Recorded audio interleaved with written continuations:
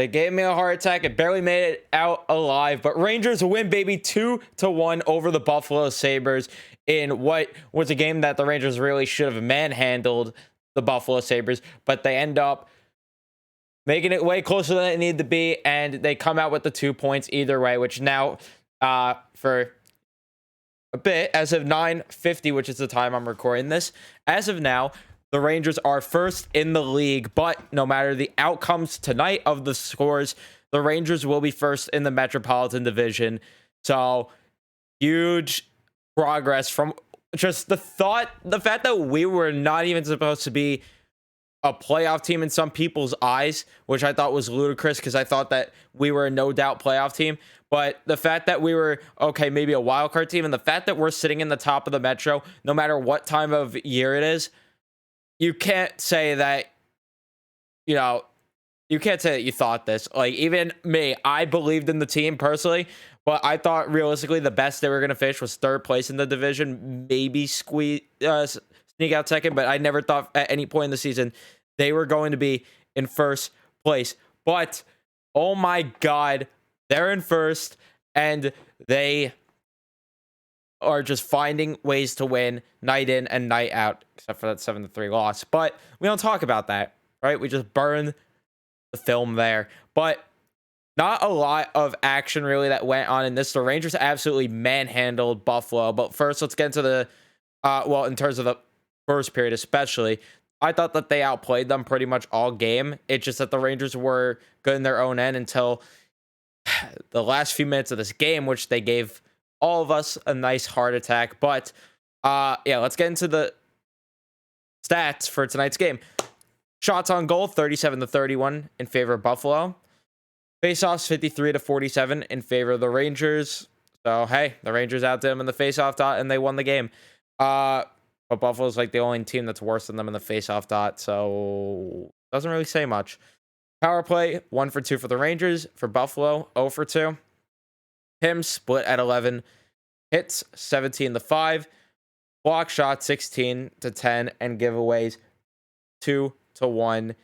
Those hits, by the way, all of it was in favor of the Rangers. Although giveaways, it was 2 for the Rangers and 1 for Buffalo. So, really huge win. First period, you get some good action off the start. The Rangers end up getting a pretty early power play, and it's Mika Zibanejad finally scoring a goal from Panarin and Fox. Fox with a beautiful setup, a beautiful play to get it going, and the Rangers capitalize on the opportunity, and the Rangers go up 1-0 early on the power play.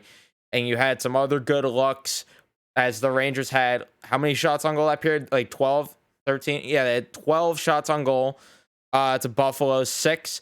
In the second period, it was 12-13, so the Rangers gave a little too much in that period. Georgiev with some great saves. He had one really great save in the slot. He really deserved the shutout tonight. It just sucks that Mika Zibanejad had to... We'll talk about that goal when we get there. And then 18-7 Buffalo, though, in the third. That was unacceptable. The third period was abysmal. The first two...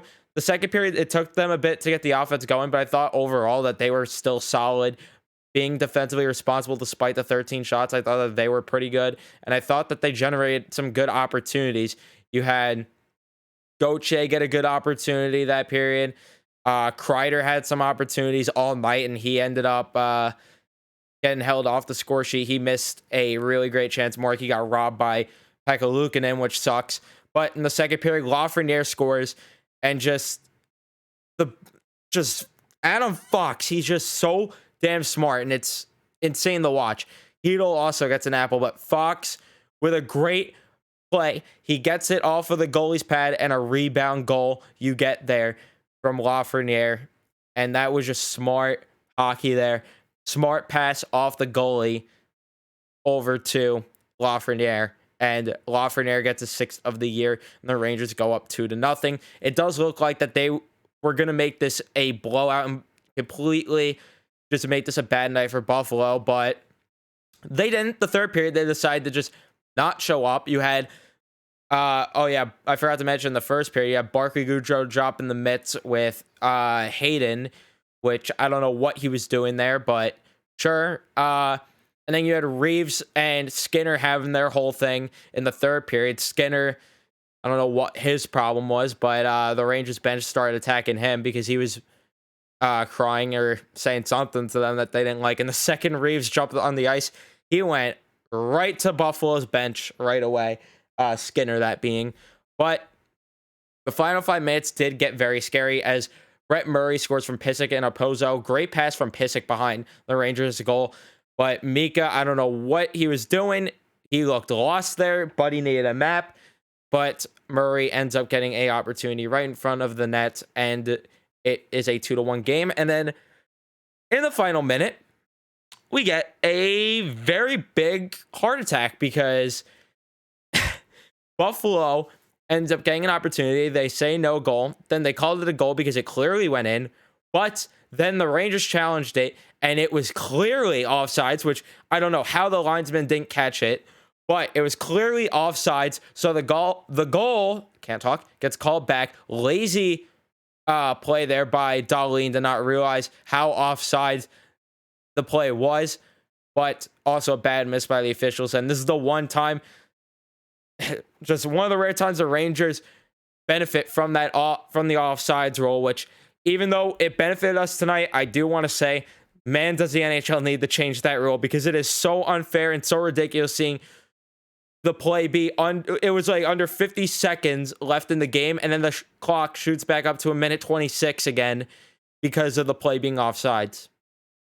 They really need to make some sort of rule there where if it's like X amount of time after the offsides, it does not matter. The goal counts either way.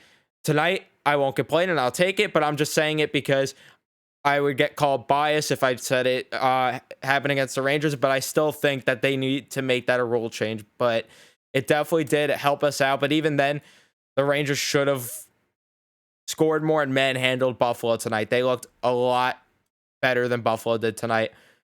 So let's get into the players tonight. The first line of Kreider, Zibanejad, Kakko, really great tonight. They had some great shifts in the third period. They had probably the best shift that they've had as a line all year, generating a great opportunity. Mika fired a shot from the point that ended up getting denied. But overall, really great game from all of them. Kakko had some scoring opportunities. Kreider, as I mentioned, had some scoring opportunities. So overall, it was a really great and productive night for them as they combined for 9 shots. Each of them had 3. So there you go. Second line of Panarin, Strome, and Hunt. I thought that they were solid tonight as well. The forecheck all together from every single line was really solid. Panarin defensively making some great plays as well, which really went under the radar.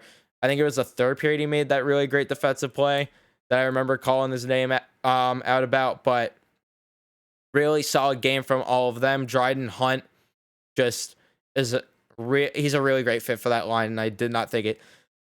The third line of Lafreniere, Hedel, and Gauthier had a great night. Really great opportunities. Of course, Lafreniere getting on the score sheet. Same with Hedel. Lafreniere with the goal, though.